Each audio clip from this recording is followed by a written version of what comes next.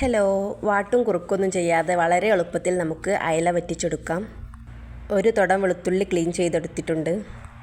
1 inch സൈസിലുള്ള ഇഞ്ചി കഷ്ണം അരിഞ്ഞെടുത്തിട്ടുണ്ട്.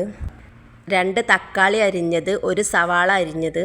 സവാളക്ക് പകരം ചുവന്നുള്ളിയും എടുക്കാവുന്നതാണ്. ചുവന്നുള്ളി ആണെങ്കിൽ 20 എണ്ണം എടുത്താൽ മതി. 3 പച്ചമുളക്. ഇതെല്ലാം മിക്സിയിലിട്ടൊന്ന് ചതച്ചെടുക്കാം. അതിലേക്ക് 1.5 ടേബിൾ സ്പൂൺ ഉപ്പ്, 1/2 ടീസ്പൂൺ മഞ്ഞൾപ്പൊടി, 1 ടീസ്പൂൺ മുളക് പൊടി, 2 ടേബിൾ സ്പൂൺ മല്ലിപ്പൊടി, 3 ടേബിൾ സ്പൂൺ വെള്ളവും ഒഴിച്ച് നന്നായി അരച്ചെടുക്കാം. ഇത് നമുക്ക് ഒരു കറി ഉണ്ടാക്കുന്ന ഒരു പാത്രത്തിലേക്ക് ഒഴിച്ചു കൊടുക്കാം.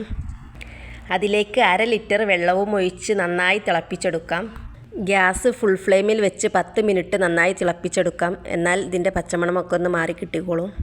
ശേഷം കഴുകി കഷ്ണങ്ങളാക്കി വെച്ച അയല ഇതിലേക്ക് ഇട്ട് കൊടുക്കാം. ഞാനിവിടെ നല്ല വലിയ അയലയാണ് കേട്ടോ എടുത്തിട്ടുള്ളത്. വലുതായ ഒന്നുകൂടെ നല്ല ടേസ്റ്റാണ്. ശേഷം അയലയുടെ എല്ലാ ഭാഗത്തും കറി എത്തുന്നത് വരെ ഒന്ന് നന്നായി ഇളക്കി കൊടുക്കാം.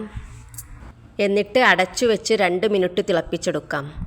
ഇനി ഇതിലേക്ക് ഒരു നെല്ലിക്കയുടെ അത്രയും വലുപ്പത്തിലുള്ള പുളിയെടുത്ത് അതിൻ്റെ വെള്ളം ഒഴിച്ചു കൊടുക്കാം. നന്നായി ഇളക്കിയതിന് ശേഷം അടച്ചു വെച്ച് 2 മിനിറ്റ് തിളപ്പിച്ചെടുക്കാം. അയല പെട്ടെന്ന് തന്നെ വെന്ത് കിട്ടും. ഇനി ഇതിലേക്ക് 2 തണ്ട് കറിവേപ്പില അരിഞ്ഞത് ഇട്ട് കൊടുക്കാം. 2 ടേബിൾ സ്പൂൺ വെളിച്ചെണ്ണ ഒഴിച്ച് നന്നായി ഇളക്കിയതിനു ശേഷം ഗ്യാസ് ഓഫ് ചെയ്യാം. എല്ലാവരും ഉണ്ടാക്കി നോക്കിയിട്ട് നിങ്ങളുടെ അഭിപ്രായം കമൻ്റായിട്ട് അറിയിക്കണേ.